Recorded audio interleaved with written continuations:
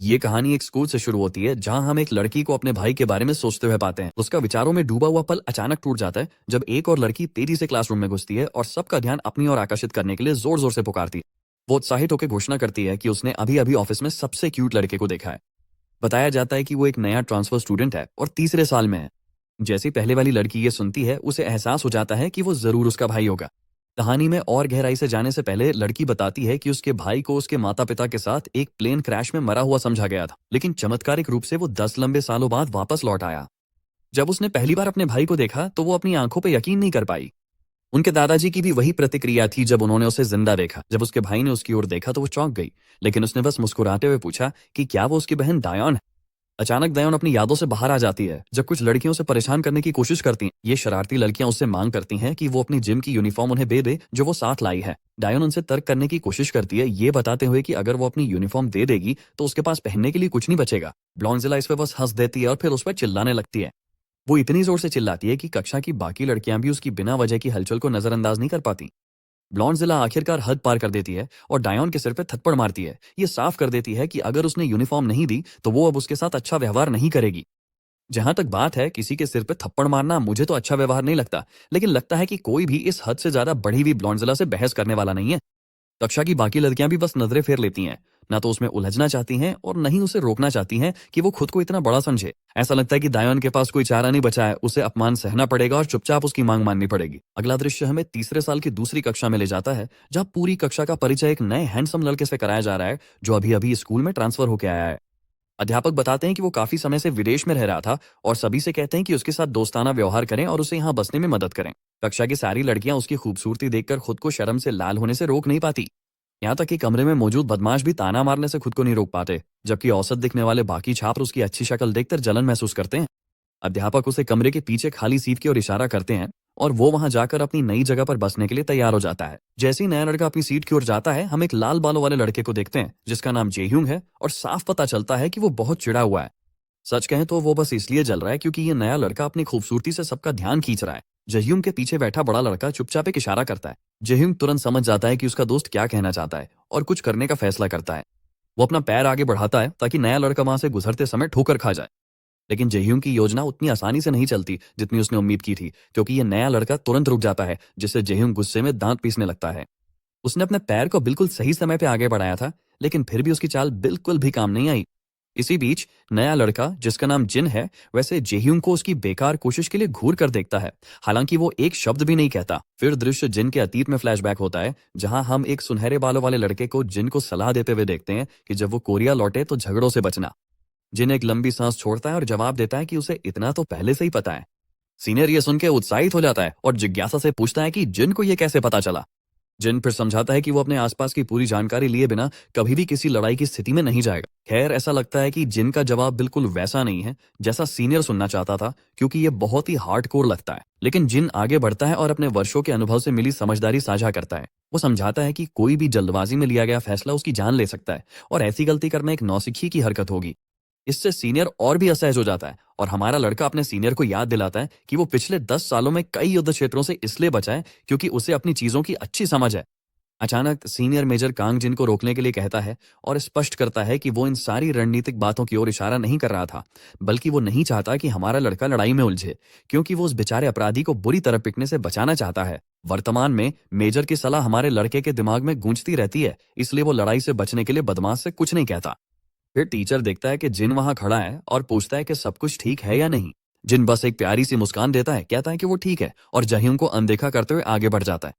जेयून फिर से हंसता है, सोचता है कि जिन तो बस एक डरपोक है जिसे तंग किए जाने का डर है। यहाँ तक कि वो लड़का जिसने पहले उसे गिराने की कोशिश की थी, जिनकी प्रतिक्रिया से खुश होकर मुस्कुरा देता है। जैसे ही जिन अपनी सीट पे पहुंचता है, टीचर एक छात्र से कहता है कि वो उसे पहली क्लास के लिए तैयार होने में मदद करे। इसके साथ ही टीचर जिन को पढ़ाई के लिए शुभकामनाएं देकर वहां से चला जाता है। जिनके बगल में बैठा छात्र जल्दी से खुद का परिचय देता है। उसका नाम योंगचान पार्क है और हमारा लड़का भी मुस्कुराकर अपना नाम एजन यू बताता है। योंगचान फिर घबराते हुए अपने कंधे के ऊपर से देखता है कि कोई देख तो नहीं रहा और फिर हमारे लड़के के पास झुककर धीरे से फुसफुसाता है कि उसने देखा था जेहोंग क्या करने की कोशिश कर रहा था। वो समझाता है कि जेयोंग ली एक शरारती लड़का है, लेकिन एक और बदमाश है जिससे सावधान रहना चाहिए, ह्योगजिन जू, जो उतना ही बुरा है।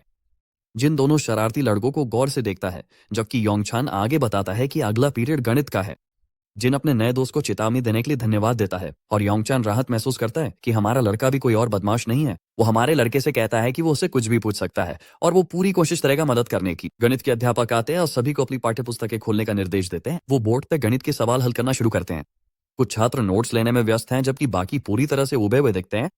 जेन इस दृश्य को देखता है, ये नोटिस करता है कि योंगचान ध्यान से पढ़ाई कर रहा है जबकि कुछ छात्र ऊँघ रहे हैं या अपने स्मार्टफोन पे मस्ती कर रहे हैं। वो खिड़की से बाहर भी झांकता है और देखता है कि कुछ छात्र खेल के मैदान में खेल रहे हैं। जिनका मन फिर से उसके भाड़े के सैनिक वाले दिनों की ओर चला जाता है। उसे तेज बारिश याद आती है जब वो पूरी तरह थका हुआ और चोटिल महसूस करता था। उसके पिछले जीवन की अफरा तफरी, बंदूकों और धमाकों की लगातार गूंज उसके दिमाग पर स्थायी छाप छोड़ गई है। फिर भी वर्तमान क्षण में जब वो अपनी आंखें बंद करता है तो कोई अप्रिय शोर नहीं है। सब कुछ अप्रत्याशित रूप से शांत और सुकून भरा महसूस होता है। जैसे जैसे सुबह होती है, छात्र घर लौटने लगते हैं। उनमें से एक डायन है जो अपने भाई को पास में खड़ा देखती है। वो एक पल के लिए चौंक जाती है और पूछती है कि क्या वो उसका इंतजार कर रहा था। वो जवाब देता है कि हाँ, वो चाहता था कि वो उसे घर तक छोड़ दे। हालांकि वो ये भी जोड़ता है कि अगर उसके कोई और प्लान है तो वो अकेले भी जा सकती है। डायन जल्दी से इधर उधर देखती है और जोर देके कहती है कि उसके कोई और प्लान नहीं है, लेकिन हम देख सकते हैं कि वो अभी भी हमारे लड़के के साथ चलने को लेके काफी घबराई हुई है। फिर जिन कहता है कि अगर उसके पास कोई जरूरी काम नहीं है तो वे साथ में घर चलेंगे। आखिरकार लड़की मान जाती है। बाद में सड़क पे दोनों भाई बहन साथ साथ चलते हैं। दोनों ही साफ तौर पे असहज महसूस कर रहे हैं। जिन माहौल को हल्का करने की कोशिश करता है और पूछता है कि क्या वो भी असहज महसूस कर रही है। बेओन ये सुनकर चौंक जाती है और जल्दी से कहती है कि वो बिल्कुल भी असहज नहीं है। लेकिन जिन उसे आश्वस्त करता है कि इसमें कोई बात नहीं, क्योंकि वो खुद भी काफी असहज महसूस कर रहा है। शुक्र है उसकी ये बात आखिरकार हमारी लड़की को थोड़ा सहज कर देती है।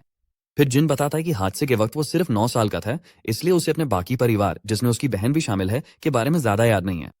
वो बताता है कि ये उसके लिए भी काफी अजीब होगा क्योंकि वो उस समय सिर्फ 7 साल की थी और शायद उसे भी ज्यादा कुछ याद नहीं होगा। डॉन चुप रहती है क्योंकि ये बात सच है। इसी वक्त उसे अचानक कोने के पास कोई जानी पहचानी आवाजें सुनाई देती हैं और उसके कदम अचानक रुक जाते हैं। जब दाओन आवाज की तरफ देखती है तो वो अपनी क्लास की उन लड़कियों में से एक को देखती है जिन्होंने उसे तंग किया था। वो जाहिर तौर पे उसी सुनहरे बालों वाली लड़की की दोस्त है जिसने आज स्कूल में दाओन को थप्पड़ मारा था। वो बदमाश लड़की तुरंत डॉन को देख लेती है और उसे पुकारती है। डॉन के पसीने छूट जाते हैं। उसे समझ नहीं आता है कि वो इस स्थिति को कैसे संभालेगी। बदमाश लड़की के साथ बैठे लड़कों में से एक पूछता है कि डॉन कौन है। बदमाश लड़की बताती है कि डॉन वही लड़की है जिसे हेवेजिन पसंद नहीं करती और हेवेजिन वही सुनहरे बालों वाली लड़की है जिसने उसे पहले थप्पड़ मारा था। बदमाश लड़की अपने भाई को भी डॉन के साथ चलते हुए देख लेती है और उसे चिढ़ाने लगती है। पूछती है कि क्या वो अपने बॉयफ्रेंड के साथ बाहर है।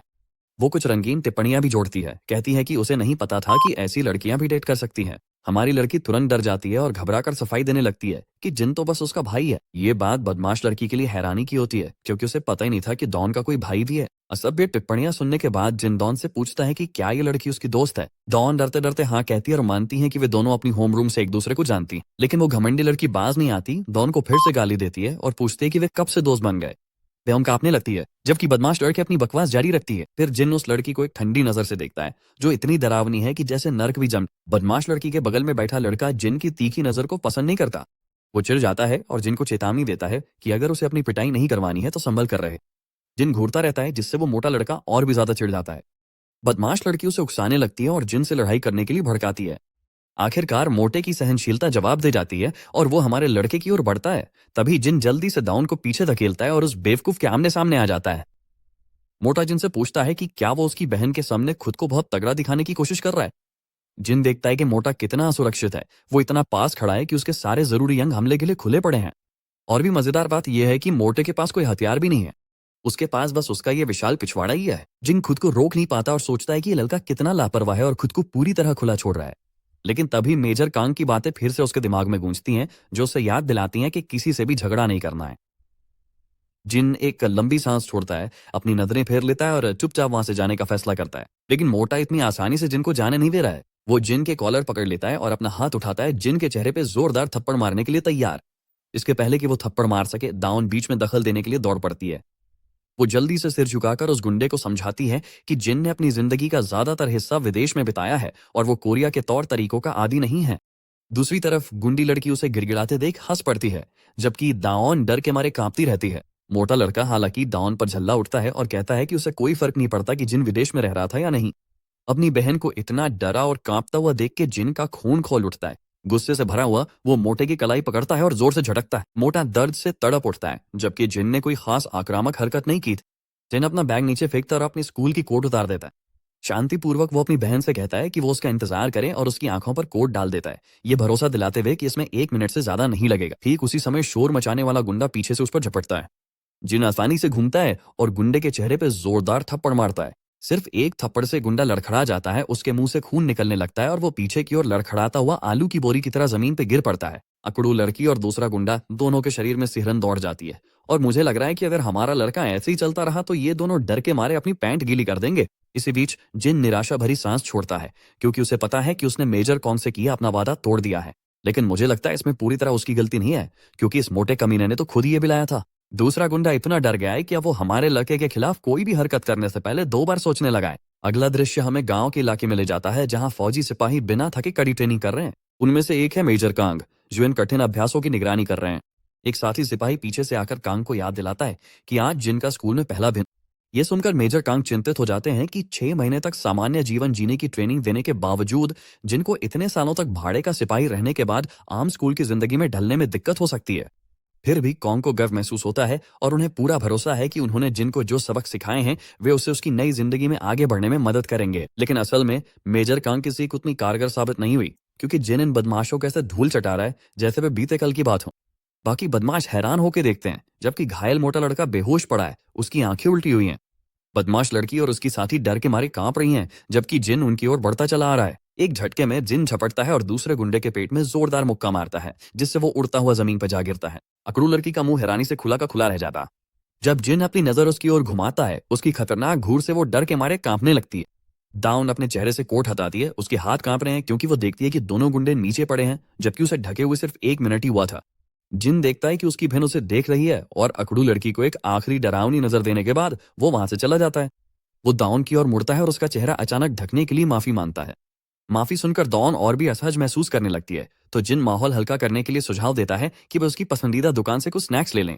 दाउन हकलाते हुए कहती है कि कोई बात नहीं, इसकी जरूरत नहीं है। तो जिन फैसला करता है कि उन्हें सीधा घर ही चलना चाहिए। जैसे ही दावन और जिन एक दूसरे के करीब आते हैं, वो बदमाश लड़की ये देखकर डर के मारे सहम जाती है। वो पूरी तरह हैरान रह जाती है कि जो लड़का सिर्फ एक घूरने से इतना डरावना लग रहा था, वही अब कितना प्यारा और ख्याल रखने वाला भाई बन गया है। जैसे ही भाई बहन साथ में वहां से निकलते हैं, दाउन जाते जाते उसे एक आखिरी दोस्ताना हाथ हिलाकर अलविदा कहती है और बदमाश लड़की वहीं खड़ी रह जाती है। उसका चेहरा डर से जड़ हो जाता है। घर जाते समय दाउन जिन से पूछती है कि क्या वही था जिसने पहले उन 2 लड़कों को बेहोश किया था। जिन इसकी पुष्टि करता है और इससे दाउन की अपने भाई के बारे में जिज्ञासा और बढ़ जाती है, क्योंकि वो ऐसा नहीं लगता कि झगड़ी करने वाला है। फिर वो समझाती है कि कोरिया में जैसे उसने लोगों को घूरा था, वैसे घूरना बदतमीजी माना जाता है और इससे असहज हालात पैदा हो सकते हैं। जिन सहमत होता है और जोड़ता है कि किसी की आंखों में आंखें डालना जोखिम भरा हो सकता है, ये इस पर निर्भर करता है कि आप किसे घूर रहे हैं, जो उसके बेश में भी ऐसा ही है। हैरान होकर दौन पूछते है कि उसने उन गुंडों को पहले क्यों घूरा था। जिन बस इतना जवाब देता है कि उसने देखा कि वो डरी हुई थी और वो अपनी बहन की रक्षा करना चाहता था। दाउन इन अप्रत्याशित जवाबों से चौंक जाती है और बस शर्माते हुए सिर झुका लेती है। जैसे ही वे चलते रहते हैं, उनके बीच एक अजीब सी चुप्पी छा जाती है। ऐसा लगता है कि दाउन को अब अपने देखभाल करने वाले भाई की मौजूदगी की आदत डालनी पड़ेगी, जो उसकी चिंता करता है। जब वे वापस अपार्टमेंट पहुंचते हैं तो हम देखते हैं कि दादाजी बहुत घबराए हुए हैं। वो घबराते हुए जिनसे कहता है कि बस आराम करो और कुछ फल खाओ, लेकिन हमारा लड़का खुद ही बर्तन धोने पे अड़ा रहता है। दादाजी को समझ नहीं आता कि क्या करें, तो आखिरकार वो जिन को सब संभालने देते हैं। जिन जब शांत हाथों से बर्तन धो रहा होता है, दादाजी पूछते हैं कि खाना ठीक था या नहीं, ये मानते हुए कि वो कोई बड़े शेफ नहीं है। जिन सहजता से दादाजी से कहता है कि इसकी चिंता न करे। वो कहता है कि खाना बहुत अच्छा था और उसे हर एक भोजन बहुत पसंद आया है। बूढ़े आदमी के चेहरे पर साफ राहत दिखती है जब उसे पता चलता है कि जिन को खाना पसंद आया। आप उसके चेहरे पर संतुष्टि की चमक भी देख सकते हैं। फिर दादाजी डाउन की तरफ मुड़ते हैं और पूछते हैं कि क्या उसे भी खाना पसंद आया। वो सिर हिलाती है और सहमति जताती है। इसके बाद दादाजी विषय बदलते हैं और जिन से उसके स्कूल के पहले दिन के बारे में पूछते हैं और जानना चाहते हैं कि कुछ दिलचस्प हुआ या नहीं। जिन एक पल के लिए हिचकिचाता है, जवाब देने को लेकर थोड़ा घबराया सा दिखता है। दाउन भी थोड़ी असहज महसूस करती है, ये सोचते हुए कि आज का दिन कितना घटनापूर्ण रहा है। लेकिन थोड़ी देर रुकने के बाद जिन मान लेता है कि आज का दिन अच्छा था। दादाजी का चेहरा ये सुनकर सच्ची खुशी से खिल उठता है। साफ तौर पर राहत और खुशी महसूस होती है। जब सब लोग रात को सोने चले जाते हैं तो हम देखते हैं कि हमारा लड़का अभी भी पूरी तरह जाग रहा है। उसके दिमाग में वो पल घूम जाता है जब उसके दादाजी ने उसे पहली बार देखा था और वो लगभग महसूस कर सकता है कि उसके बूढ़े दादाजी उसे अपने पास पाकर कितने आभारी थे। जिम का ठंडा दिल धीरे धीरे पिघलने लगा है जब से वो अपने दादाजी और बहन के साथ रहने लगा है। फिर उसके विचार उस समय की ओर भटक जाते हैं जब वो उस विमान में फंसा हुआ था। उसके दुर्घटनाग्रस्त होने से पहले यात्रियों में अफरा तफरी मच गई थी और आपातकालीन ऑक्सीजन मास्क डिब्बों से बाहर आ रहे थे। जब सब लोग अपने मास्क पहनने की कोशिश कर रहे थे, जिनके माता पिता इस बात पर ध्यान केंद्रित कर रहे थे कि उनका बेटा सुरक्षित रूप से सांस ले सके, वो दिन उसके लिए बेहद डरावना था। जैसे ही विमान नीचे गिरने लगा, जिन वर्तमान में झटके से जाग जाता है, बिस्तर से उछल पड़ता है और इस डरावने सपने से हाफता हुआ सांस लेता है। उसका दिल तेजी से धड़क रहा है और आखिरकार उसे एहसास होता है कि ये सिर्फ एक सपना था। वो अपनी घड़ी की ओर देखता है और देखता है कि सुबह हो चुकी है। जब वो वहां अकेला बैठा होता है तो उसे ड्राइंग रूम से खड़खड़ाने की आवाजें सुनाई देती हैं। वो उठता है और बाहर जाता है, लेकिन देखता है कि उसकी बहन दिन के लिए नाश्ता तैयार कर रही है। वो इधर उधर देखता है और पूछता है कि दादाजी कहाँ है। वो उसे बताती है कि दादाजी सुबह सुबह काम पे चले गए थे। वो समझाती है कि दादाजी ने जिन के आने पर घर पे रहने के लिए छुट्टी ली थी, लेकिन अब उनकी पेड छुट्टियां खत्म हो गई हैं, इसलिए वे फिर से काम पे चले गए हैं। वो भी अपनी यूनिफॉर्म पहनती है और जैसे ही वो तैयार हो जाती है, वो तय करती है कि अब उसे भी निकलना है। वो जिन से कहती है कि नाश्ता मेज पर लगा हुआ है और उसे याद दिलाती है कि वो जरूर खा ले। इतना कहकर वो बाहर चली जाती है और जिन पीछे मुड़कर अपने लिए खाने को देखता है। स्कूल में फिर से वही बदमाश लड़की और सुनहरे बालों वाली लड़की हुई जिन नजर आती हैं। पता चलता है कि हुईजन ने ये जान लिया है कि कल जो ट्रांसफर स्टूडेंट आया था वो दावन का भाई है। बदमाश लड़की घबराते हुए इसकी पुष्टि करती है। उसके दिमाग में जिन के साथ हुई पिछली मुलाकात की यादें ताजा हो जाती हैं और वो ये सोचकर परेशान हो जाती है कि कैसे जिन ने सिर्फ एक घूंसे में उसके दो दोस्तों को बेहोश कर दिया था। हुईजन पूछने की कोशिश करती है कि बदमाश लड़की इतनी डरी हुई क्यों है, लेकिन वो डर के मारे जमी रह जाती है और कुछ बोल नहीं पाती।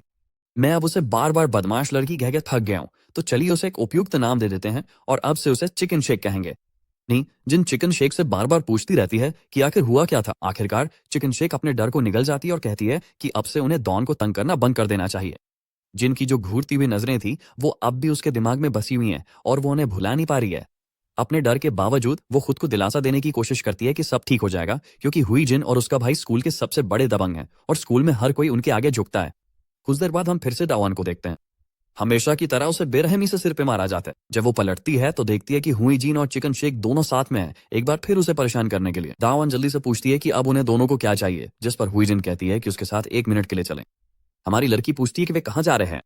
वो घमंडी सुनहरी बालों वाली लड़की साफ तौर पे गुस्से में है और दाउन पे चिल्लाती है। उसे कहती है कि ज्यादा अकड़ मत दिखा और अगर पिटना नहीं चाहती तो जैसा कहा जाए वैसा कर। जो ये भी जोड़ती है कि उसका भाई होने से कुछ भी नहीं बदलने वाला। थोड़ी देर बाद हम खुद को स्कूल के रिसाइकलिंग स्टेशन पे पाते हैं, जहां दाउन को वो घमंडी सुनहरी बालों वाली लड़की बुरी तरह पीट रही है। कुछ जोरदार लाते मारने के बाद सुनहरी बालों वाली लड़की दाओ से कहती है कि सिर झुकाकर रखो। दाओन, जो अपनी सांस संभालने की कोशिश कर रही है, पूछती है कि आखिर उसे पीटा क्यों जा रहा है। तभी वही जिन उसे उसके भाई की याद दिलाती है।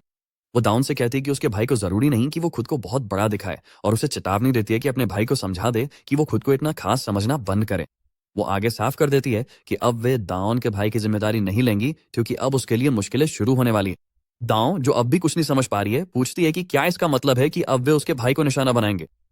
जिन तुरंत पुष्टि करती है और उसे याद दिलाती है कि जिन दो बदमाशों को हमारे लड़के ने हराया था वे उसके भाई के दोस्त थे, जो कि दाउन और उसके भाई ने उनसे पंगा लेने की हिम्मत की है, इसलिए अब उन्हें इतनी आसानी से नहीं छोड़ा जाएगा। ये ऐसा है जैसे किसी शेर को छेड़ना और उम्मीद करना कि वो हमला नहीं करेगा। ये सुन के दाउन का चेहरा पूरी तरह से पीला पड़ जाता है। वो उन दोनों गुंडों पे चिल्लाती है और जानना चाहती है कि वे उसके भाई के साथ क्या करने वाले हैं, लेकिन जवाब में उसे बस एक जोरदार थप्पड़ पड़ता है, क्योंकि उसने बीच में बोल दिया था। उस थप्पड़ से उसके गाल पे निशान पड़ जाता है, लेकिन शारीरिक दर्द की चुभन उसके उस दर्द के आगे कुछ भी नहीं है जो उसे ये सोचकर हो रहा है कि उसका भाई कितनी बड़ी मुसीबत में है। दाउन अपने जबड़े भींचती है, खुद को मजबूत बनाती है और रिसाइकलिंग स्टेशन से बाहर भाग जाती है, उन दोनों गुंडा औरतों को पीछे छोड़ते हुए। दृश्य फिर से तीसरी साल की कक्षा 2 में कट जाता है। वातावरण में बेचैनी घुरी हुई है। यहाँ तक कि कक्षा के 2 आम बदमाश भी असामान्य रूप से चुप हैं। हर कोई तनाव में है, क्योंकि स्कूल का सबसे बड़ा गुंडा अपने साथियों के साथ कक्षा में आ रहा है और ऐसा लग रहा है कि जिनके साथ होने वाला ड्रामा अब बड़ा हंगामा मचाने वाला है। लेकिन जिन तो वहां एकदम शांत बैठा है, जैसे कुछ हुआ ही ना हो। कल जिन 2 बदमाशों को गिराया गया था वे भी अपने बॉस के साथ चलते हुए आ रहे हैं। उनके पीछे सबसे बड़ा गुंडा असली सरगना भारी दबदबे के साथ खड़ा है। ठीक उसी वक्त दाउन कमरे में तूफान की तरह घुस आती है। वो जोर जोर से सांस ले रही है, उसके चेहरे पे चोट के निशान है और उसकी यूनिफॉर्म गंदगी से सनी हुई है। जिन अचानक अपनी सीट से खड़ा हो जाता है और उसकी आंखें हैरानी से फैल जाती हैं जब वो अपनी बहन के घायल चेहरे और गंदी यूनिफॉर्म को देखता है। गुंडों का सरगना मजाक उड़ाते हुए बोलता है कि जिन की बहन अपने भाई की चिंता में पागल हो रही है। वो बताता है कि उसकी अपनी बहन हुई जिन तो बस हर वक्त उसे शिकायत करती रहती है और उसे अपने लिए काम करवाती रहती है। हुई जिन भी वहां आ जाती है और अपने भाई को याद दिलाती है कि उसे तभी अफसोस होगा जब उसका भाई सच में किसी से पिट जाएगा। इस बीच जिन अपनी बहन को इतनी बुरी हालत में देखकर साफ तौर पर डर जाता है। लेकिन इससे पहले कि हम उसकी प्रतिक्रिया देख पाते, सीन थोड़ा पीछे चला जाता है, जब सुबह सुबह छात्र क्लासरूम में इकट्ठा होना शुरू ही कर रहे थे। हम देखते हैं कि योंगचान का डरा हुआ चेहरा, जिसे 2 शरारती लड़के उसके सिर पर वार करके अपना निशाना बना रहे हैं। जेह्यूंग अपने सीधे हेडशॉट को लेकर काफी घमंडी महसूस कर रहा है और अपने दोस्त के सामने इसकी डींगे हाँकता है। फिर योंगजन चिढ़ जाता है और पास बैठे एक छात्र से उसका इरेजर देने की मांग करता है। जैसे ही वो डरपोक छात्र अपना इरेजर देता है, ह्योकजिन तुरंत उसे ले लेता है। वो पूरी ताकत से अपना हाथ घुमाता है और योंगचान के सिर पर एक सटीक वार करता है। परफेक्ट हिट लगाने के बाद वो खुशी से नाचने लगता है, लेकिन जे ह्यूंग इसे कमतर दिखाने की कोशिश करता है और कहता है कि ये तो बस किस्मत का शॉट था। दोनों दोस्त एक दूसरे को अपनी हेडशॉट स्किल्स में पछाड़ने की कोशिश करते हुए आगे पीछे वार करते रहते हैं। जे ह्यूंग एक और शॉट लेने का फैसला करता है। वो जोर से हाथ घुमाता है और इरेजर को बेचारे योंगचान पर फेंक मारता है। लेकिन हैरानी की बात है कि जिन बीच में आ जाता है और इरेजर उसकी कमर पर लग जाता है। दोनों गुंडे इस अचानक रुकावट से चिढ़ जाते हैं और इरेजर जमीन पर गिर जाता है। इसके बाद जिन डर से कांप रहे योंगचान के ठीक बगल में आके बैठ जाता है। लाल बालों वाला विजिबली चिढ़ जाता है। उसे लगता है कि अब जिन उसकी सहनशीलता की हद पार कर रहा है। ह्योक जिन फैसला करता है कि जिन को बीच में टांग अड़ाने के लिए समझाना चाहिए और लाल बालों वाला भी तुरंत सहमत हो जाता है। इसी बीच हमारा लड़का बस अपना बैग डेस्क पर रखता है और योंगचान से पूछता है कि वो ठीक है या नहीं। बेचारा लड़का बुदबुदाता है कि वो ठीक है, लेकिन उसके पीले चेहरे से साफ पता चलता है कि वो बिल्कुल भी ठीक नहीं है। योंगचान बस हमारे लड़के की ओर झुक जाता है ताकि उन गुंडों से आंख मिलाने से बच सके और हमारे लड़के से पूछता है कि क्या वे स्कूल के बाद साथ घूम सकते हैं। जिन बताते हैं कि उसे अपनी बहन के साथ घर जाना है, इसलिए वो साथ नहीं घूम सकते।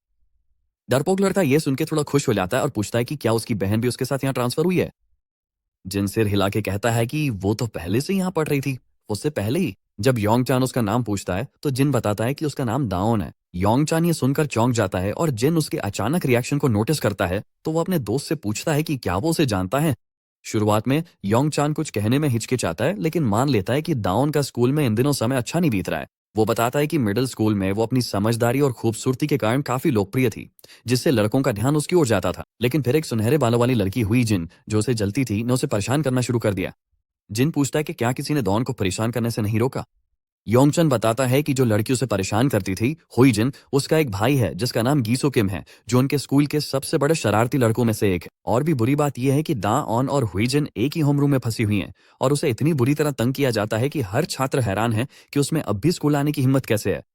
जिन सब समझ जाता है और महसूस करता है कि हुईजिन ने उसकी बहन को सिर्फ इसलिए परेशान करना शुरू किया क्योंकि किसी को दाउन पसंद थी और यही एकमात्र वजह है कि उसे निशाना बनाया जा रहा है। लेकिन योंगचान गंभीरता से बताता है कि ये तो बस एक बहाना है, क्योंकि हुईजिन को किसी को परेशान करने के लिए बस एक वजह चाहिए थी। जिनका दिमाग कुछ दिन पहले की ओर चला जाता है जब उसके दादाजी ने उम्मीद जताई थी कि विदेश में इतने साल रहने के बाद जिनको अपने नए स्कूल में ढलने में आसानी होगी। फिर दादाजी अपनी पोती की ओर मुड़ते हैं और पूछते हैं कि क्या वो भी स्कूल में अच्छा कर रही है। उस समय छोटी दावन अपने दादाजी को बड़े प्यारे अंदाज में भरोसा दिलाती है कि वो बिल्कुल ठीक है और स्कूल में रोजाना जिन परेशानियों का सामना करती है उसका कभी जिक्र तक नहीं करती। उसके दादाजी उसकी तारीफ करते हैं, ये कहते हुए कि दाउन हमेशा एक शानदार छात्रा रही है और उसके शिक्षक भी उसकी बहुत तारीफ करते हैं। वर्तमान में जिनको एहसास होता है कि उसकी बहन बस हिम्मत दिखा रही थी और अपनी परेशानियां छुपा रही थी ताकि उनके दादाजी चिंता न करें। फिर शरारती गुंडों में से एक दरवाजे को लात मारकर खोल देता है और स्कूल के सारे गुंडों का गिरोह कक्षा में घुसाता है। योबजिन जल्दी से इन शरारती लड़कों से पूछता है कि वे उनकी कक्षा में क्या कर रहे हैं। गेसू किम, जो पूरे स्कूल के सबसे बड़े गुंडों में से एक है, बस इतना कहता है कि वो यहाँ कुछ काम निपटाने आया है। योबजिन गिसू को देखकर हैरान रह जाता है और समझ नहीं पाता कि क्या करे। देखिए, योबजिन तो बस एक मामूली लड़का है, वो बाकी गुंडों से तो ठीक ठाक निपट सकता है, लेकिन गिसू किम से उलझना नहीं चाहता। इसी बीच गिसू के चमचे उसे जिन के बारे में बताते हैं।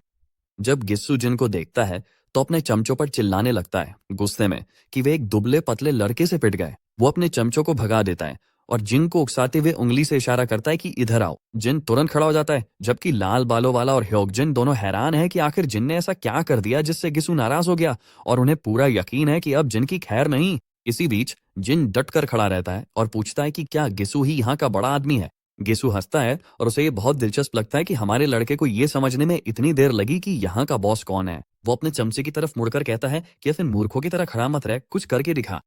लेकिन साफ दिख रहा है कि चमचा पूरी तरह डरा हुआ है। फिर भी वो आखिरकार जिन की ओर बढ़ता है। लेकिन मुकाबला शुरू होने से पहले ही डॉन भी जोर जोर से सांस लेते हुए क्लासरूम में घुस आती है। वर्तमान समय में जिन खुद को अपनी चोटिल बहन को देखते हुए पाता है। डाउन की आंखों में आंसू आ जाते हैं जब वो जिन से माफी मांगने लगती है कि उसने उसे मुसीबत में डाल दिया। इसी बीच हुई जिन उसकी आंखों में आंसू देखकर हंस देती है और उसे अब तक की सबसे बड़ी ड्रामा क्वीन कहती है। लेकिन जिन अपनी बहन से कहता है कि उसे माफी मांगने की कोई जरूरत नहीं है। इसके पहले कि वो कुछ और कह सके, जिन अपना आपा खो बैठता है और उस गुर्गे को इतनी जोर से थप्पड़ मारता है कि वो जमीन पर गिरकर बेहोश हो जाता है। बाकी के गुंडे, जो पहले से जानते हैं कि जिन कितनी जोर से मार सकता है, कांपने लगते हैं। एक गुर्गा गिरने के बाद जिन अपनी बहन की ओर मुड़ता है और कहता है कि इन गुंडों को माफी मांगनी चाहिए। मोटा गुंडा मुट्ठी बांधकर जिन पे झपटता है, लेकिन जिन आसानी से उसका हाथ हटा देता है। जैसे उसे सामने खुला गला दिखता है, जिन एक निंजा की तरह सटीक और बेरहमी से उस पर वार करता है, जिससे गुंडा खांसता और थूकता हुआ जमीन पर गिर पड़ता है। दूसरा गुर्गा डर के मारे कांपते हुए जिन पे वार करने की कोशिश करता है। जिन उसके पसलियों पर जोरदार प्रहार करता है और अपनी बिजली जैसी फुर्ती से उस गुर्गे को जमीन पर गिरा देता है। इसी बीच गिसू का आत्मविश्वास आखिरकार डगमगाने लगता है जब वो देखता है कि हमारा लड़का अपने गुंडों को ऐसे ही आसानी से गिरा रहा है जैसे वे कुछ भी नहीं हो। इस क्लास के स्थानीय गुर्गे जो अभी भी अपने शुरुआती दौर में हैं, वहां खड़े खड़े आंखें फाड़े हैं और बिना किसी भाव के देख रहे हैं। यहाँ तक कि हुई जिन और चिकन शेक भी घबरा जाते हैं, पूरी तरह से अपना आपा खो बैठते हैं। आखिरी दो गुंडों को गिराने के बाद जिन गीसू की ओर मुड़ता है और साफ कर देता है कि उसकी बहन इन बदमाशों की वजह से परेशान हो रही है और वो अब इसे बर्दाश्त नहीं करेगा। गीसू आखिरकार बोलने का फैसला करता है और मुस्कुराते हुए मानता है कि जिन वाकई में कोई कमजोर नहीं है। एक मुस्कान के साथ गीसू अपनी टांग बिजली की गति से जिन के चेहरे की ओर घुमाता है, लेकिन जिन बिना किसी मेहनत के उस किक को रोक लेता है, जिससे गिसू पूरी तरह से हैरान रह जाता है क्योंकि उसने कभी उम्मीद नहीं की कि हमारा लड़का इतनी जल्दी प्रतिक्रिया देगा। फिर भी गिस्सू तुरंत अपनी दूसरी टांग घुमाता है जिसे जिन फिर से बड़ी आसानी से रोक लेता है। जिन गिस्सू की टांग पकड़ लेता है, उसे अपने पास खींचता है और उसके चेहरे पर एक जबरदस्त मुक्का जड़ देता है। मुक्के से खून चारों तरफ छिटक जाता है और गिस्सू एक फटे पुराने गुड्डे की तरह जमीन पर गिर पड़ता है। उसकी नाक और मुंह से खून बह रहा है और वो डर के मारे ऊपर जिन की ओर देखता है जो उसके ऊपर किसी मौत के देवता की तरह खड़ा है। बिना किसी हिचकिचाहट के जिन फिर से अपनी टांग घुमाता है और उस कमीने के चेहरे पे एक जोरदार किक मारता है जिससे और भी खून उड़ जाता है। जो लड़का कभी घमंडी और खुद में डूबा हुआ था, आखिरकार जमीन पर गिर जाता है, हार और बेइज्जती के साथ। पूरी क्लास एकदम चुप हो जाती है। सबकी आंखें हैरानी से फटी रह जाती हैं क्योंकि वे जिनको सबसे बड़े गुंडों में से एक को एक ही झटके में गिराते हुए देखते हैं। दोनों बीटा गुंडे भी अवाक रह जाते हैं, यकीन नहीं कर पा रहे कि हमारा लड़का इतनी आसानी से गिसू जैसे बड़े खिलाड़ी को गिरा सकता है। लड़कियां भी उतनी ही डर गई हैं, खासकर सुनहरे बालों वाली, जो हैरान रह जाती है और समझ नहीं पाती कि क्या जिन वाकई इतना ताकतवर है। जिन हुई जिन की ओर बढ़ने लगता है, जो डरी हुई है क्योंकि वो नहीं चाहती कि उसे भी थप्पड़ पड़े या उसी तरह की बेरहमी का सामना करना पड़े। लेकिन इससे पहले कि कुछ और हो, दयून दौड़कर अपने भाई को रोकती है और उससे विनती करती है कि अब और कुछ मत करो। जिन उसे याद दिलाता है कि हुसैन और उसकी टोली काफी समय से उसे परेशान कर रही है और उसे ये भी पता है कि कल भी वे उसे निशाना बना रहे थे। दयून का चेहरा उतर जाता है जब उसे एहसास होता है कि उसके भाई ने सच्चाई जान ली है और वो चुपचाप सिर झुका लेती है। फिर अचानक उसे समझ आता है कि जिन उसके लिए लड़ रहा है, तो वो जल्दी से मुस्कुराने की कोशिश करती है और अपने भाई से कहती है कि वो ठीक है और उसे रुक जाना चाहिए। उसका भाई पहले थोड़ी देर हिचकिचाता है लेकिन आखिरकार मान जाता है और तय करता है कि वो उसे क्लास तक छोड़ देगा। जैसे ही वे बाहर निकलते हैं, कमरे में मौजूद छात्र फुसफुसाने लगते हैं। उन्हें यकीन ही नहीं हो रहा कि गीसू, जो सबसे ताकतवर था, उसे एक अकेले लड़के ने हरा दिया। यहाँ तक कि बाकी बदमाश भी मान लेते हैं कि जिन वाकई जबरदस्त हैं और वे राहत महसूस कर रहे हैं कि उन्होंने पहले उससे पंगा नहीं लिया। जब बातचीत जारी रहती है तो सुनहरे बालों वाली लड़की डर और अपमान के मिले जुले भाव में कांपती रहती है, अपनी हार को समझ ही नहीं पा रही। इसी बीच जब जिन और दयून साथ साथ चलते हैं तो वो हैरानी जताती है कि उसका भाई लड़ाई में कितना अच्छा है, लेकिन फिर से माफी मांगने लगती है। जिन उलझन में पूछता है कि वो किस बात के लिए माफी मांग रही है। दयून बताती है कि उसी की वजह से वो इस झंझट में फंसा। उसे लगता है कि जिनको कल और आज जो लड़ाइयां झेलनी पड़ी, उसके लिए वही जिम्मेदार है। जिन दयून को दिलासा देने वाली मुस्कान देता है और कहता है कि उसे किसी भी बात के लिए माफी मांगने की जरूरत नहीं है क्योंकि परिवार का यही मतलब है, एक दूसरे की हिफाजत करना। फिर वो समझाने लगता है कि जहां वो पहले रहता था, वहां हर कोई बस अपनी ही फिक्र करता था। उन्हें इस बात से कोई फर्क नहीं पड़ता था कि दूसरों के साथ क्या हो रहा है, जब तक कि वे खुद परेशान नहीं हो रहे हों। लेकिन वही लोग भी तब अलग तरह से बर्ताव करते थे जब बात उनके अपने परिवार की आती थी। इसी वक्त सीन बदलकर यादों की गलियों में चला जाता है, जहां एक अराजक युद्ध भूमि है जिसमें धुआं और धमाके पूरे इलाके को चीर रहे हैं। दोनों ओर से गोलियों की बौछार और बमबारी की आवाजें गूंज रही हैं। इस पागलपन के बीच हम एक कम उम्र के जिन को इस अफरा तफरी में फंसा हुआ देखते हैं। इस तबाही के बीच वो देखता है कि विरोधी पक्ष का एक सैनिक अपनी छोटी बेटी को बचाने की कोशिश कर रहा है, उसे एक आदमी से बचाते हुए जो उनकी आंखों के ठीक सामने बंदूक ताने खड़ा है। हिंसा के बीच भी उस सैनिक को अपनी संतान के लिए सब कुछ दांव पे लगाते देखना जिन के दिल पर गहरी छाप छोड़ गया। इसने उसे सोचने पे मजबूर कर दिया कि असली परिवार क्या होता है और ये इतना महत्वपूर्ण क्यों है। वर्तमान में दयून इशारा करती है कि उसे उसकी मुश्किल से याद भी नहीं है, तो फिर वो उसकी मदद करने के लिए इतनी कोशिश क्यों कर रहा है। लड़का सहमत होता है, मानता है कि यह सच है कि उसे उसकी याद नहीं है, लेकिन वो जोर देकर कहता है कि इससे ये तथ्य नहीं बदलता कि वे परिवार हैं। लड़की बस चुपचाप खड़ी रहती है, लेकिन जैसे ही लड़की की बातें उसके मन में उतरती हैं, वो थोड़ी शर्मिंदा महसूस करने लगती है। वो जल्दी से उसे बताती है कि वो ठीक है और उसे अपनी कक्षा में वापस जाना चाहिए। वो इशारा करती है कि वे पहले ही उसकी होमरूम के पास हैं, तो वो आखिरी बार अलविदा कहकर हाथ हिलाती है और गायब हो जाती है। लड़के के चेहरे पे हल्की सी मुस्कान छोड़ जाती है। अपने कमरे में वापस जिन अभी भी बातचीत का गर्म विषय बना हुआ है और उसे मिल रही सारी ध्यान से वो थोड़ा असहज महसूस कर रहा है। बीटा बदमाश फिर उसे अंगूठा दिखाते हैं, हंसते हुए पूछते हैं कि उसने विदेश में किस तरह की ट्रेनिंग ली थी, क्योंकि उसने उन नौसिखियों को ऐसे हरा दिया जैसे वे कल की बची खुची चीजें हों। वे उस पर तारीफों की बौछार करते रहते हैं, लेकिन लड़का बस अपनी सीख में धंस जाता है, थोड़ा सा अभिभूत सा दिखता है। यहाँ तक कि उसका दोस्त यंगचान भी बोल पड़ता है कि वो वाकई में काफी शानदार था, जिससे जिन के चेहरे पे हल्की सी मुस्कान आ जाती है। इसी बीच हम हार चुके गुंडों की ओर बढ़ते हैं, जो अपनी शर्मनाक हार के बाद काफी बेचैन महसूस कर रहे हैं। उनका बॉस खास तौर पे अब भी गुस्से में है, बड़बड़ाते हुए कहता है कि हमारे लड़के में कुछ अलग है क्योंकि वो किसी आम तीसरे दर्जे के गुंडे की तरह नहीं लड़ता। उसकी बहन उसे खुश करने की कोशिश करती है, उसे याद दिलाती है कि वो उदास होना छोड़ दे और ये बताती है कि उनकी हार तो बस एक इत्तेफाक थी और जिन ने उन्हें अचानक पकड़ लिया था। तो वो सुझाव देती है कि उन्हें बाद में उसे पकड़ने की कोशिश करनी चाहिए, लेकिन गुंडे चुप रहते हैं क्योंकि उन्होंने कड़वे अनुभव से सीख लिया है कि हमारा लड़का एक ताकतवर इंसान है जिससे पंगा नहीं लेना चाहिए। फिर भी सुनहरे बालों वाला उन्हें याद दिलाता है कि वो तो बस एक ही लड़का है और हमें किसी एक बंदे से ऐसे हार माननी नहीं चाहिए। उसका भाई आखिरकार उसे चुप करा देता है और कहता आखिरकार उसका भाई उसे चुप करा देता है और कहता है कि अगर उसे लड़ाई करने का इतना ही शौक है तो वो खुद जाके उस लड़के से भिड़ जाए, अगर उसे इतना आसान लगता है। बिल्कुल, हुइजिन को अपने भाई का बात करने का तरीका पसंद नहीं आता तो वो भी पलट कर कहती है कि उसे अपनी झुंझलाहट उस पर नहीं निकालनी चाहिए, सिर्फ इसलिए कि किसी अनजान लड़के ने उसकी धुलाई कर दी। उसका भाई गुस्से से तिलमिला उठता है और साफ है कि हुजिन की बातों ने उसे गहराई से चोट पहुंचाई है। वो गुस्से से उबल रहा है क्योंकि हम सब जानते हैं कि वो कुछ कड़वी सच्चाई बोल रही है। हुईजन आखिरी बार उसे घूरती है, उसकी आंखों में आंसू भर आते हैं क्योंकि वो अपने भाई को उस तरह बर्ताव करते देखकर बहुत निराश है। चुपचाप वो मुड़ती है और जाते जाते जोर से दरवाजा बंद कर देती है। जैसे ही वो गुस्से में गलियारे में चलती है, चिकन शेक पीछे से उसके पास आ जाता है। इसी बीच ब्लॉन्डी गुस्से से पागल हुई है। उसके लिए यह बेहद निराशाजनक है कि इतने सारे बदमाश मिलकर भी सिर्फ एक लड़के का सामना नहीं कर पाए। वो गुस्से में क्लासरूम का दरवाजा जोर से खोलती है और जब वो देखती है कि डायोन क्लासरूम में बैठी है तो वो हमारी लड़की से पूछती है कि अब तो तुम्हें बहुत किस्मत वाली महसूस हो रही होगी कि तुम्हारा भी एक भाई है। वो उसे याद दिलाती है कि अब वो बिना किसी चिंता के स्कूल जा सकती है और अगर कोई परेशानी हो तो अपने बड़े भाई के पास भाग सकती है। डायोन जवाब में एक शब्द भी नहीं कहती, जिससे हुईजन और भी ज्यादा चिढ़ जाती है। उसे लगता है कि डायोन उसे नजरअंदाज कर रही है सिर्फ इसलिए क्योंकि अब उसके पास उसका भाई है। वो झुंझलाहट में दांत पीसती है और साफ कर देती है कि वो डायोन को सिर्फ इसलिए मनमानी नहीं करने देगी क्योंकि उसके पास भाई है। जैसे जैसे शाम ढलने लगती है, छात्र घर लौटने लगते हैं और उसी भीड़ में हमारी लड़की भी है जो काफी उदास नजर आ रही है।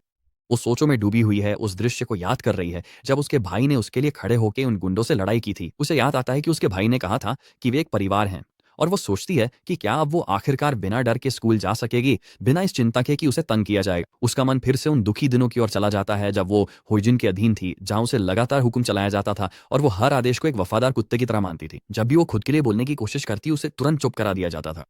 अचानक उसका भाई उसके पीछे आकर पूछता है कि क्या उससे कोई बात परेशान कर रही है। वो इस अचानक पुकार से चौंक जाती है, लेकिन हमारा लड़का उसे याद दिलाता है कि उसने उसे पहले भी कई बार बुलाया था लेकिन उसने जवाब नहीं दिया।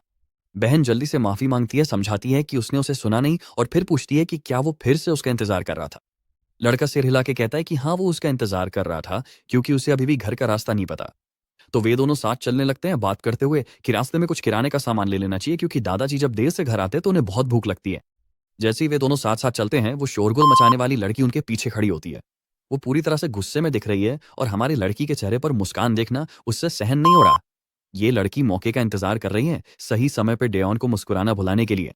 अगले सीन में हम देखते हैं कि हमारा जोड़ी किराने की दुकान में सामान खरीद रही है। लड़की को क्या लेना है ये तय करने में काफी मुश्किल हो रही है, जबकि दुकान में मौजूद लोग हमारे जोड़े को देख रहे हैं। दुकान में मौजूद लड़कियां हमारे लड़के से नजरें नहीं हटा पा रही हैं और डेओन भी ये देखे बिना नहीं रह पाती कि लड़कियों का ध्यान उस पर कितना चाह रहा है।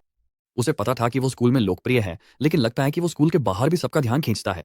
जिज्ञासा के चलते डेओन आखिरकार अपने भाई से पूछ ही लेती है कि क्या जब वो विदेश में था तब उसकी कभी कोई गर्लफ्रेंड रही है। अचानक पूछे गए सवाल से वो चौंक जाता है और ऐसा लगता है जैसे उसने गर्लफ्रेंड शब्द पहले कभी सुना ही नहीं हो। उसकी उलझन देखकर डेओन स्पष्ट करती है कि उसका मतलब है कोई लड़की जिससे वो शायद डेट कर रहा हो। वो बस इतना ही जवाब देता है कि उसकी कोई गर्लफ्रेंड नहीं रही, जिससे उसकी बहन सुझाव देती है कि उसे एक गर्लफ्रेंड के बारे में सोचना चाहिए, खासकर जब वो जहां भी जाता है लड़कियां उसकी ओर खींची चली आती हैं। लड़का कुछ पल चुप रहता है, फिर कहता है कि वो हमेशा इतना व्यस्त रहा है कि गर्लफ्रेंड के लिए कभी समय ही नहीं मिला। देओन उसकी स्थिति समझती है, खासकर क्योंकि वो एक नए देश में खुद को ढालने में व्यस्त रहा है। तभी लड़का सवाल को उस पर वापस पलट देता है और पूछता है कि क्या उसके कभी कोई बॉयफ्रेंड रहा है।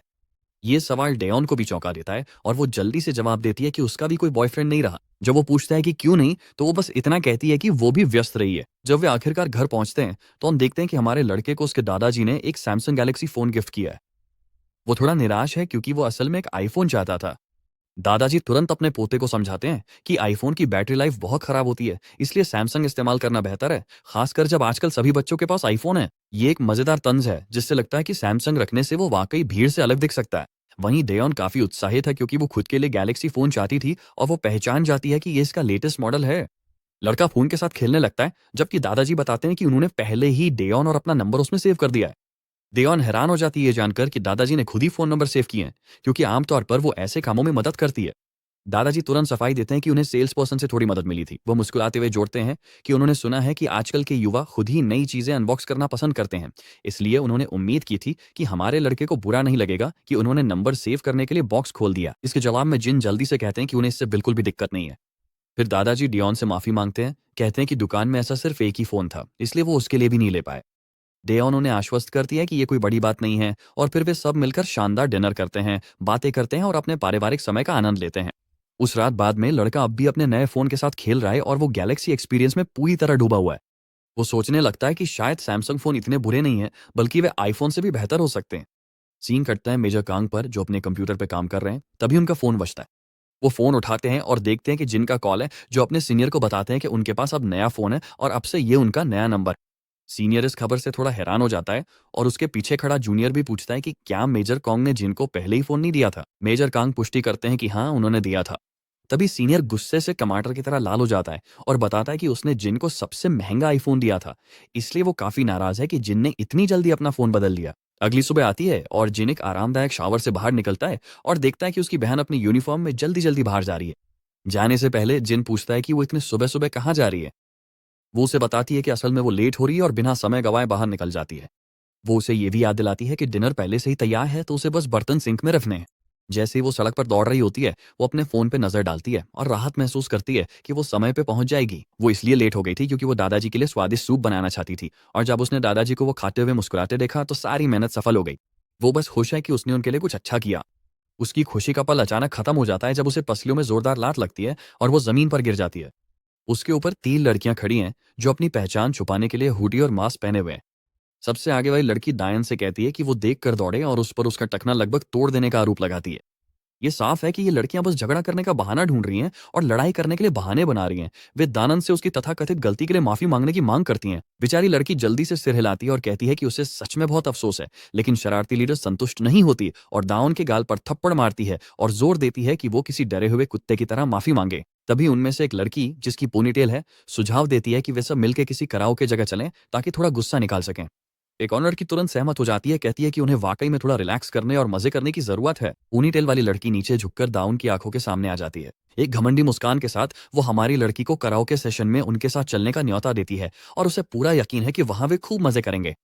जैसे ही दाओ ऑन वो आवाज सुनती है, वो तुरंत पहचान जाती है कि ये हुई जिन किम है और वो यकीनन यहाँ हमारी लड़की की जिंदगी मुश्किल बनाने आई है।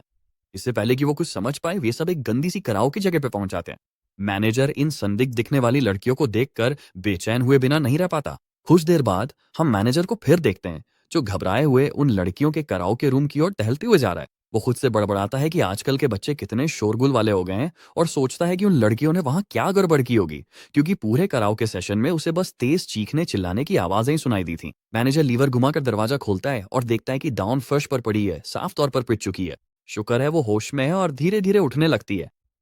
वो अपने सामान के साथ झिझकती है, उसके हाथ कांप रहे हैं जब वो अपनी चीजें समेटती है। मैनेजर इस अनपेक्षित दृश्य को देखकर पूरी तरह से हैरान रह जाता है और एम्बुलेंस बुलाने का फैसला करता है, लेकिन डाउन साफ मना कर देती है और लड़खड़ाते हुए बाहर निकल जाती है। इसी बीच कक्षा में शिक्षक हाजिरी ले रहे हैं और नोटिस करते हैं कि डाउन अब भी गायब है। जब छात्र पुष्टि करते हैं कि वो वहां नहीं है, तो सभी हैरान रह जाते हैं, क्योंकि डॉन बिना बताए स्कूल छोड़ने वाली नहीं है। पीछे की ओर हुई जिनकी मुस्कुरा रही है, साफ तौर पे खुद से बहुत खुश है। चिकन शेक अपनी दोस्त की ओर मुड़ती है और पूछती है कि क्या उसे लगता है डॉन ठीक होगी। इसके जवाब में हुईजन बस अपनी दोस्त से कहती है कि घबराओ मत। वो फिर दोस्त को याद दिलाती है कि डायोन का स्कूल ना आना उनसे कोई लेना देना नहीं रखता। चिकन शेक घबराते हुए सहमति जताती है और दिखावे के तौर पर कहती है कि हाँ, ये सच है और इसका उनसे कोई संबंध नहीं है। आखिरकार स्कूल की घंटी बजती है, जो दिन के अंत का संकेत देती है। हमेशा की तरह लड़का अपनी बहन का इंतजार करता है, लेकिन वो छात्रों की भीड़ में उसे देख नहीं पाता। भीड़ धीरे धीरे छटने लगती है और जल्दी वहां मुश्किल से कोई बचता है, लेकिन उसकी बहन अब भी कहीं नजर नहीं आती। वो थोड़ी देर इंतजार करता है, फिर अपना फोन निकालता है और उसे कॉल करने की कोशिश करता है। सोचता है कि शायद वो पहले ही घर चली गई हो। इसी बीच वो पहले ही घर पहुंच चुकी है और उसका फोन लगातार बजता रहता है, क्योंकि उसका भाई बार बार कॉल करता है, लेकिन वो जवाब देने की जहमत नहीं उठाती और फोन बजने देती है। आखिरकार लड़का घर लौट जाता है। उसकी नजर तुरंत दरवाजे पर रखे उसकी बहन के स्नीकर्स पर पड़ती है। वो अपने कंधे से बैग उतारता और उसकी बहन के कमरे के दरवाजे पे जाके हल्की से दस्तक देता और पूछता है कि क्या वो अंदर है। लड़की तुरंत जवाब देती है और भाई को यह जानकर राहत की लहर महसूस होती है कि वो वाकई वहीं है। दाउन जल्दी से पूछती है कि क्या जिन आज भी स्कूल के बाहर उसका इंतजार कर रहा था। जिन सिर हिलाता है और बताता है कि उसने उसे कॉल भी किया था, लेकिन उसने जवाब नहीं दिया। लड़की दिल से माफी मांगती है, कहती है कि शायद वो सो रही थी। जिन उसकी आवाज के अजीब लहजे को महसूस करता और पूछता है कि क्या वो 1 मिनट के लिए अंदर आ सकता है। दाउन जल्दी से एक बहाना बना लेती है, कहती है कि वो बिस्तर पर है क्योंकि उसकी तबीयत ठीक नहीं। चिंतित होकर जिन पूछता है कि क्या ये कुछ गंभीर है। वो उसे आश्वस्त करती है कि ये बस हल्का बुखार है और थोड़ी देर आराम करने के बाद वो ठीक हो जाएगी। जिन उससे कहता है कि अगर उसे किसी चीज की जरूरत हो तो उसे कॉल कर ले और बाहर जाने का फैसला करता है, ये सोचकर कि वो उसके लिए दवा ले आएगा। लेकिन जिन अचानक दरवाजे पर रुक जाता है और देखता है कि उसके स्नीकर्स पर खून के धब्बे हैं। उसे जल्दी ही समझ आ जाता है कि कुछ गंभीर जरूर हुआ है, क्योंकि जूतों पर खून देखना रोज की बात नहीं है। जैसे ही वो सब समझ जाता है, वो फर्स्ट एड किट उठाता है और उसकी चोटों की देखभाल करने के लिए उसके कमरे में चला जाता है। जब वो उसके चोटिल चेहरे पे पट्टियां लगाता है तो वो दर्द से करा उठती है। ऐसा लगता है कि जिनको अभी भी पूरी कहानी नहीं पता है। दान उसे बताती है कि वो साइकिल से बचने की कोशिश में सीढ़ियों से गिर गई थी। हालांकि जिन ये इंगित करता है कि उसकी चोटें एक साधारण हादसे के लिए काफी गंभीर लग रही हैं और पूछता है कि क्या वो डॉक्टर को नहीं दिखाना चाहती। वो एक पल के लिए हिचकिचाती है, फिर जोर देके कहती है कि वो बिल्कुल ठीक है। मुझे लगता है कि डॉक्टर के पास जाने में उसकी हिचकिचाहट समझ में आती है, क्योंकि अगर वो अस्पताल जाती है तो पता चल जाएगा कि ये चोटें सीढ़ियों से गिरने की वजह से नहीं है। फिर सीन दाउन के अतीत में कट जाता है, जहां हम खुद को प्रिंसिपल के ऑफिस में पाते हैं। द ऑन प्रिंसिपल को बता रही है कि उसे हुईजिन ने पीटा था। हालांकि हुईजिन इन आरोपों को सिरे से नकार लेती है। पुलिस भी इस मामले में शामिल है और डाउन जोर देकर कहती है कि उसी ह्यूजिन ने उसे कीटा था। वो समझाती है कि हुईजिन ने मास्क और टोपी पहन रखी थी, लेकिन उसने उसकी आवाज पहचान ली और उसे पूरा यकीन है कि वही थी। इसके अलावा हुईजिन का स्कूल में उसे तंग करने का भी इतिहास है। लेकिन फिर हुई जेन एक चालाक मुस्कान के साथ पूछती है कि डाउन उसे कैसे आरोपित कर सकती है जब उसने उसका चेहरा देखा ही नहीं। प्रिंसिपल डाउन से पूछते हैं कि क्या उसने उस व्यक्ति का चेहरा देखा था जिसने उस पर हमला किया था। डाउन एक बार फिर जवाब देती है कि हमलावर का चेहरा ढका हुआ था, लेकिन उसे पूरा यकीन है कि वही हुई जिन थी। इसी वक्त हुई जिन की मां गुस्से से फट पड़ती है। वो गुस्से में दा ऑन पर पुलिस बुलाने और अपनी बेटी को एक बेवजह आरोप में अपराधी जैसा पेश करने का आरोप लगाती हैं। प्रिंसिपल गुस्से से भरी मां को शांत करने की कोशिश करते हैं, लेकिन वो सुनने से इनकार कर देती हैं और साफ कर देती हैं कि वो शांत नहीं होंगी। इसी बीच होइजन का आत्मविश्वास टूटने लगता है, क्योंकि उसे एहसास होता है कि उसकी पूरी निश्चितता के बावजूद कोई भी उसकी बात पर विश्वास नहीं कर रहा है कि वही हुइजन दोषी थी। यहां तक कि पुलिस अधिकारी भी शक में है। मां मांग करती है कि डा ऑन तुरंत उसकी बेटी से इस आरोप के लिए माफी मांगे, लेकिन हमारी लड़की अपनी बात पे अड़ी रहती है और उस महिला से कहती है कि सच में उसकी बेटी ने ही उस पर हमला किया था। घमंडी मां इससे और भड़क जाती है और तय करती है कि वो ये मामला दा ऑन के माता पिता के पास ले जाएगी। वो हमारी लड़की से कहती है कि वो अपने माता पिता को तुरंत स्कूल लेकर आए।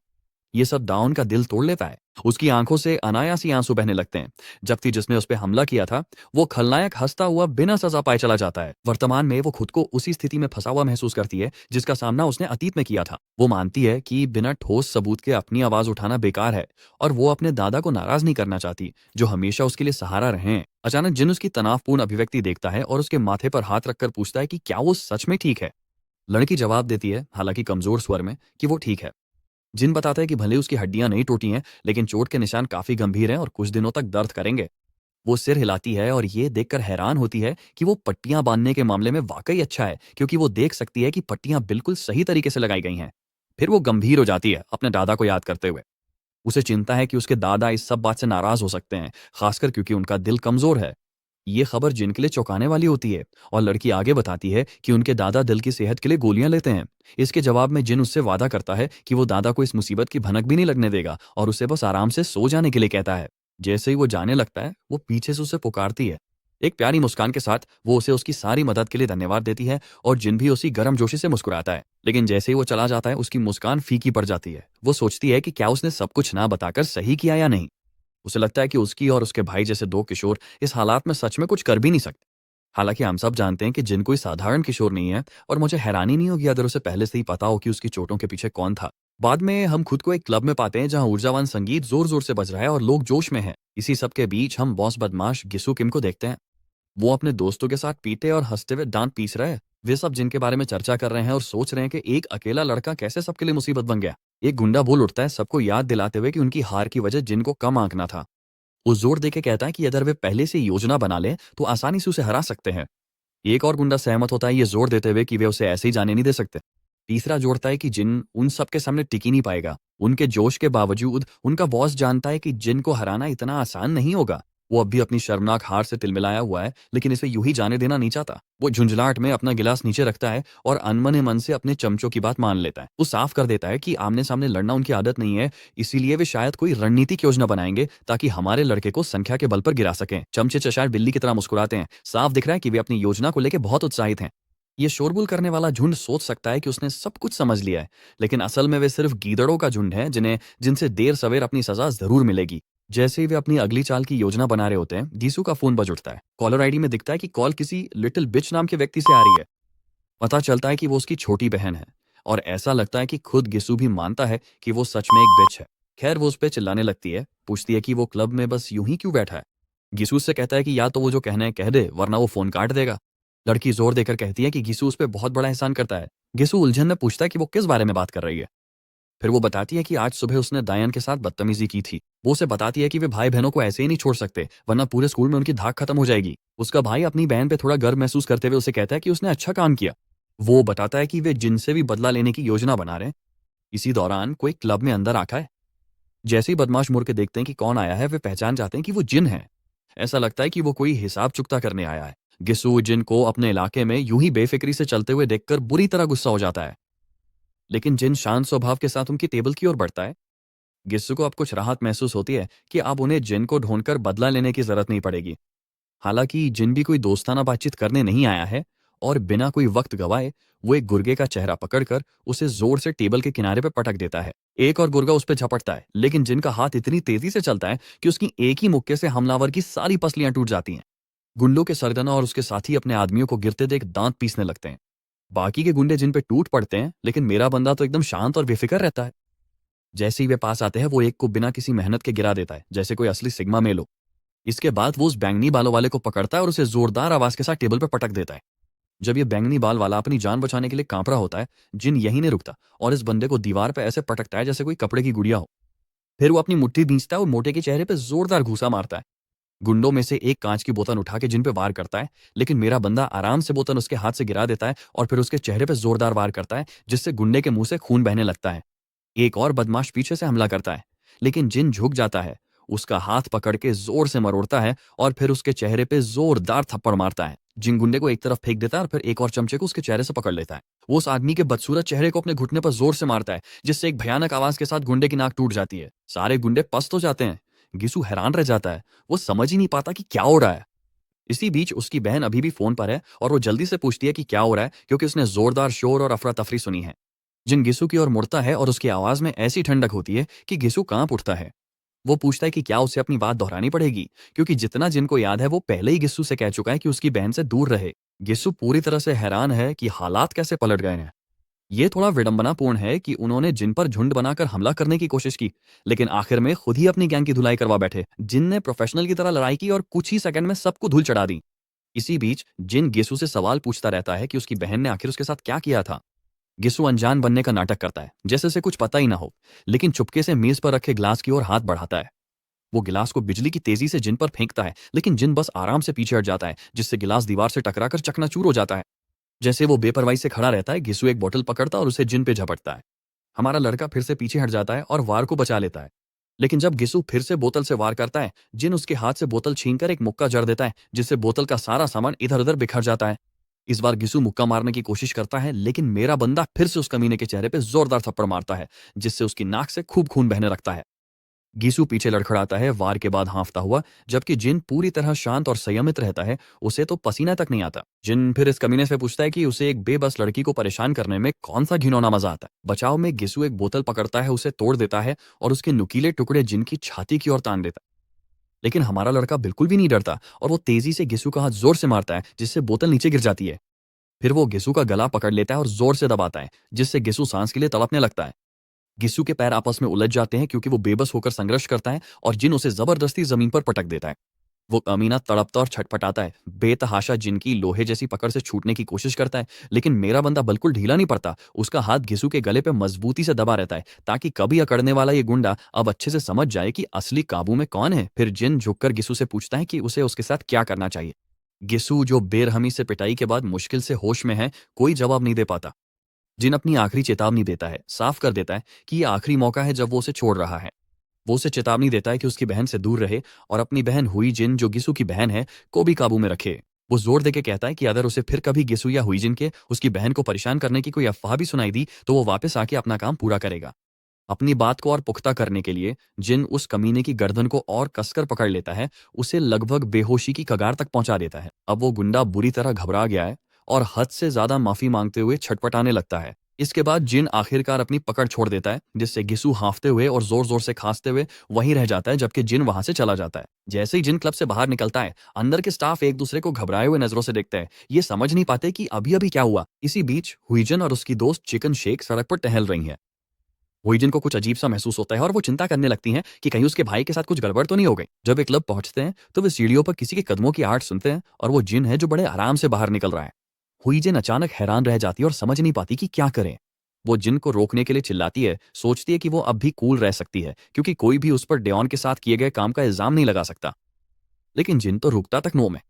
अब हुईजन सच में घबरा जाती है, पीछे हटने लगती है, फिसलती है और जोर से अपनी पीठ के बल गिर जाती है। जब वो अपना दुखता कंधा सहला रही होती है तभी जिन का फोन बजता है। वो फोन चेक करता है और देखता है कि उसके दादाजी का कॉल है। थोड़ी सी बातचीत के बाद वो बस चुपचाप मुड़कर घर की ओर निकल जाता है, जिससे बाकी लोग हैरान रह जाते हैं कि वो आखिर सोच क्या रहा है। जब हुईजिन क्लब रूम में दाखिल होती है तो वहां का नजारा बुरी तरह बिखरा हुआ होता है। उसका भाई और उसके साथी सब के सब पिटे और चोटिल पड़े होते हैं। वो तुरंत उस पर चिल्लाने लगती है और जानना चाहती है कि आखिर वो फिर से जिन से कैसे पिट गया।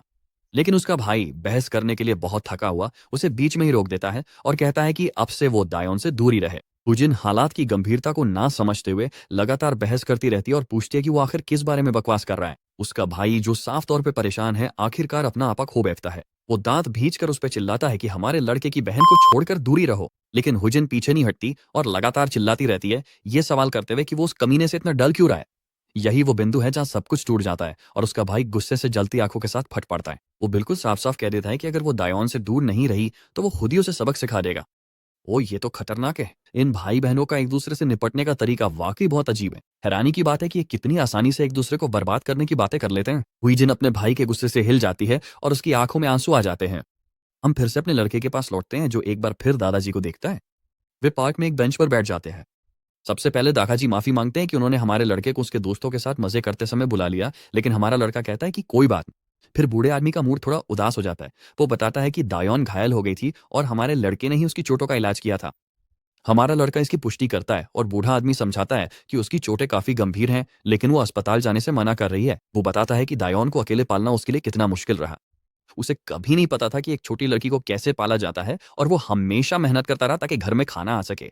और वो बस इस बात के लिए आभारी है कि दायोन अब तक अपनी मेहनत से यहाँ तक पहुंची है। दादाजी उन सभी सालों को याद करते हैं और कहते हैं कि पीछे मुड़कर देखने पर लगता है कि दायोन ने उन्हें उससे कहीं ज्यादा दिया है जितना वो उसे कभी दे पाए। उस हादसे में उसने सब कुछ खो दिया था और दायोन ही एकमात्र वजह थी जिसकी वजह से वो विमान दुर्घटना के बाद भी जी सका जब सब कुछ उससे छिन गया था। उसे ये देखकर दिल टूट जाता है कि दायोन इतनी आहत है और फिर भी उसे असली वजह नहीं बताती। वो सोचता है कि क्या दायोन को लगता है कि वो समझने के लिए बहुत बूढ़ा हो गया है। वो एक कहावत का जिक्र करता है कि जैसे जैसे बच्चे बड़े होते हैं वे अपने माता पिता से दूर हो जाते हैं, तो उसके लिए अपने बूढ़े दादाजी से बात करना और भी मुश्किल होगा। लेकिन हमारा लड़का जल्दी बूढ़े आदमी को आश्वस्त कर देता है कि वो बस ज्यादा सोच रहा है। वो बताता है कि ये साफ दिखता है कि दादाजी दायोन से कितना प्यार करते हैं और उसे पूरा यकीन है कि दायोन भी उनसे उतना ही प्यार करती है। वो दादाजी से कहता है कि इतनी चिंता न करे और वादा करता है कि वो स्कूल में दायोन का ध्यान रखेगा।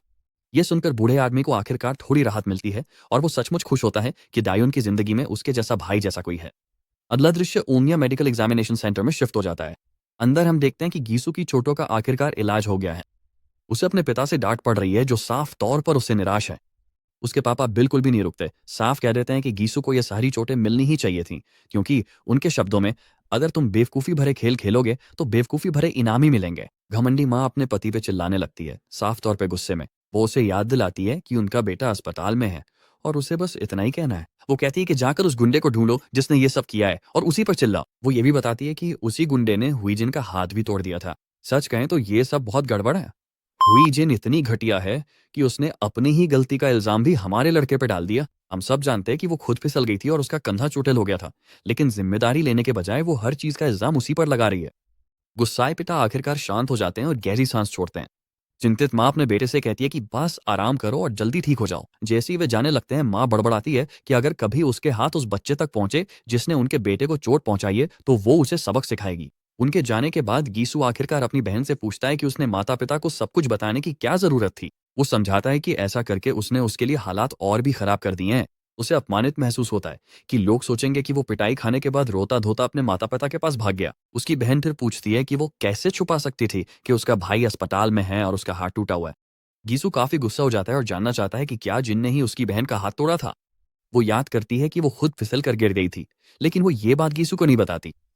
इसके बजाय वो बस कह देती हैं कि जिन ही जिम्मेदार है। ये कितना गलत है कि वो इतनी बेशर्मी से सारा दोष दूसरों पे डाल रही है। फिर वो जल्दी से उठती है और गीसू से कहती है कि यहीं रहो और ठीक हो जाओ। वो कहती है कि वो ये सुनिश्चित करेगी कि सबको आखिरकार पता चल जाए कि वे किससे पाला ले रहे हैं। गीसू वहीं बैठा रहता है, ये सोचते हुए कि क्या उन्हें फिर से हमारे लड़के से उलझना चाहिए या नहीं। इसी बीच हम फिर से उनके माता पिता के पास लौटते हैं। महिला बताती है कि उसने अभी अभी मिस्टर चा से बात की है, लेकिन उसका पति पूछता है कि वो बात को क्यों उलझा रही है और कहता है कि स्कूल को इसे संभालने दो। महिला जवाब देती है कि आज तो शनिवार है और वो बस बैठकर हाथ पर हाथ धरे उनका इंतजार नहीं करना चाहती। वो चिल्लाने लगती है, ये बताते हुए कि स्कूल उनके बच्चों के साथ जो हुआ उसके लिए असली न्याय नहीं दिलाएगा और ज्यादा से ज्यादा निलंबन या निष्कासन पर ही मामला सुलझा देगा।